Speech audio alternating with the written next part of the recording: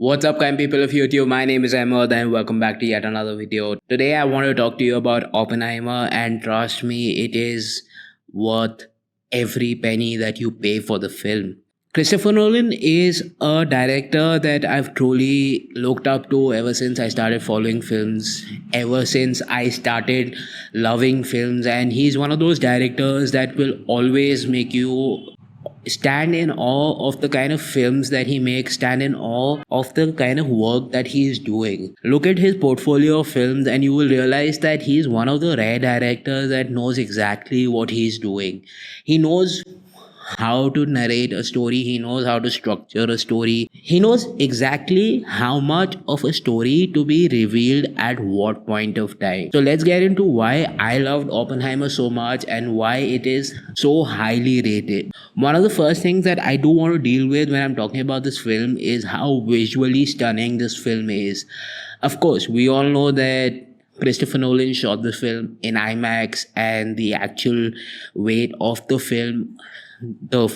actual film is 67 or 70 kgs. Like, the whole roll after editing was about 70 kgs. So you can imagine how much of thought that Christopher Nolan put into how this film would be made. To add to that, the kind of visuals that Christopher Nolan has chosen to show throughout the film is mind boggling, like to the point where every shot in the film has some sort of meaning, every shot has a very unique look to it, and the fact that they are actually using black and white and color in two very interesting ways to narrate the story, which I will get into really soon. I really want to talk about that as well. But overall, the film has a very distinctive style to it. There are some shots that are close-ups taken from a wide angle shot of Killian Murphy playing Oppenheimer, and it is probably one of the best shots that I've seen in the film. The long shots in the film are beautiful.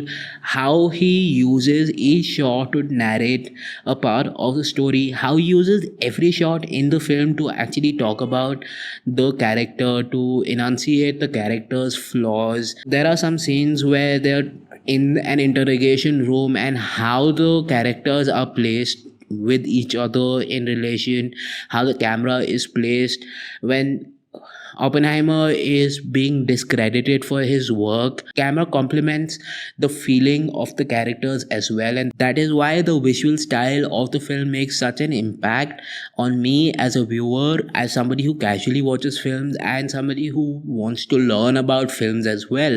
Where you look at Oppenheimer's color correction as well, where you look at Oppenheimer's color grade, and it is a very distinctive blue color to it. Same thing with Tenet, the same thing with Dunkirk, where the film has a very distinctive color to it. You look at his older films, and there's a lot of grit in the kind of color style that he uses, and that is his distinctive look. Even the Batman trilogy that he did end up making, it was very rooted in reality. The Batman that Christopher Nolan actually directed had a lot of realism in it. He actually goes into a lot of detail to understand the subject before he actually makes a film about it. Look at Interstellar as an example of it, where you know how much detail he went to actually backing the theory of the kind of work that he was doing, to a point where he had actual astrophysicists on sets to help him solve the issues that he was facing. The next thing that really stood out for me was the background score of the. It was done by Ludwig Göransson. It was done by Ludwig Göransson, and I know I'm butchering the name, but he's done a wonderful job in the background score, and the score complements the film really well.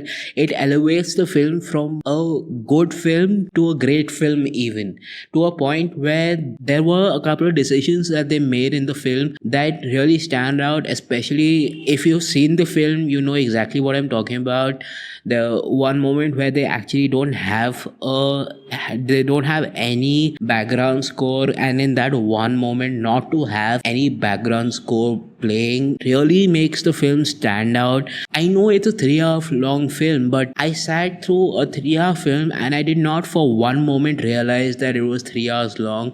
And when I actually stepped out of the theater, all I could do was think about Oppenheimer and the way that Christopher Nolan has structured this film. That is really backed up by the kind of background score that Ludwig Göransson has done for the film. The score builds the anticipation for every moment. It builds a lot of momentum for the film. If you want to look at how a good background score is done, I would highly recommend that you look at Ludwig Göransson and Hans Zimmer and how both of them actually create good music for films. The next thing that I do want to talk about is the narrative structure of the film. Now, I did mention in the first point that visual styles and the narrative structure of the film is something that I want to talk about. And the reason why I bring this up is because the film is clearly divided into two distinct storylines.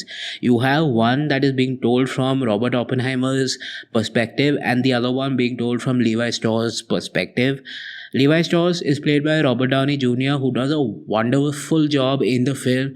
I mean, this film really stands out because of how good of an actor Robert Downey Jr. is, and you kind of understand why Christopher Nolan praises him the way he does, and it kind of also reinforces the fact that he's a really good actor. I mean, there are two other films that stand out for me about him as an actor, the first one being Chaplin and the other one being Tropic Thunder. And if you haven't seen Tropic Thunder, please go watch Tropic Thunder. It is probably the funniest film that I've seen. Hands down, Robert Downey really flexes his muscles as an actor and makes you fall in love with the character, and then towards the end hate the character as well, and that's what makes the character stand out so much.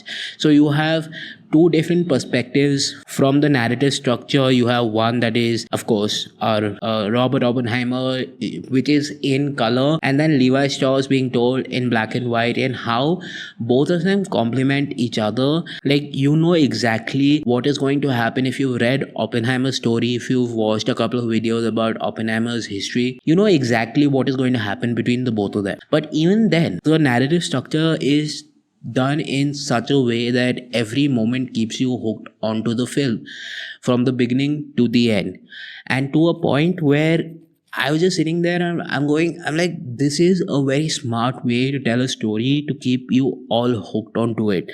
Even when the entire story unfolds, there are a couple of open moments left in the film to allow you to digest what the characters have done.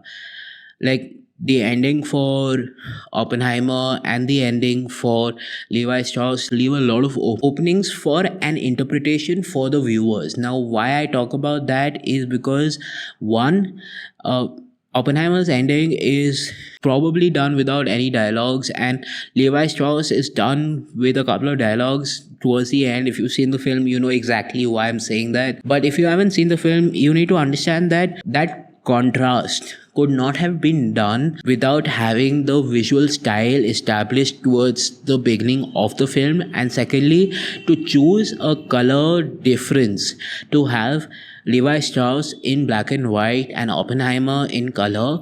Like, the Oppenheimer's narrative in color really establishes both the characters. As I'm looking at the script, I realized that I've already spoken about Robert Downey Jr., so I'm just going to go on talk about Killian Murphy, and then we'll wrap up the video. Now, the final reason that I cannot tell you exactly how well Killian Murphy fits the role of Oppenheimer, the way he actually structured the entire character, the way he works the character is so wonderful. I mean, if you look at him and you look at a photo of Oppenheimer, especially towards the end of Oppenheimer, Cillian Murphy playing Oppenheimer, there is a very little way that there is absolutely no way you can tell the both of them apart, despite the fact that you know exactly that is being played by Cillian Murphy. And that is exactly why Cillian Murphy is being touted as probably the best character that he's played so far. I mean, of course, his character in Peaky Blinders probably the best work of his life, but Oppenheimer really elevates Cillian Murphy to another level. And the same goes for Cillian Murphy elevating the character that he's playing and the dedication that he's shown to build the character from the beginning to the end really makes the character stand out. We already know that Killian Murphy was a gifted actor. Killian Murphy is a gifted actor, but this role of Robert Oppenheimer really shows us the kind of an actor he is. There are moments where he's conveyed what Oppenheimer was feeling through his facial expression and his eyes, and that is something not a lot of people can do. That is something that not a lot of actors can do well. But in my opinion, I think Killian Murphy does a wonderful job throughout the film. He's holding a cigarette or he's holding a pipe, and we all know Oppenheimer was a smoker. Like, he was a very heavy smoker, and the fact that Killian Murphy actually used that to be part of his character. I don't know if he actually smoked any of those cigarettes, I'm not sure, and I'm not endorsing any of it, but the fact that he imbibed that aspect of the character as well, it really makes you wonder how much of an actor lies behind that character. And to a point where I stopped thinking about Killian Murphy playing Robert Oppenheimer, and it was more of, okay, listen, this is just Oppenheimer's story, and that's what made this story, that's what made Oppenheimer stand out so much, that's what made the film stand out so much. Overall, I would highly recommend that you go watch this film, especially in the screens. Go watch it in IMAX because it will be worth it. Did I enjoy the film? Absolutely, no doubt. Will you enjoy the film? I'm not sure. I don't think it's for everybody. There are a lot of morality issues that they deal with. There's a lot of physics in the film. So if you don't know a lot of physics, you probably will be wondering what is happening in the film. But overall, as a story, Christopher Nolan makes sure that you understand and know what the story is about. Okay, peace. That's been my time, and I do hope you enjoyed this review, recommendation, whatever you'd like to call this. Please do hit the subscribe button, hit the like button, and share with people who you think would enjoy this. Peace, and see you in the next one.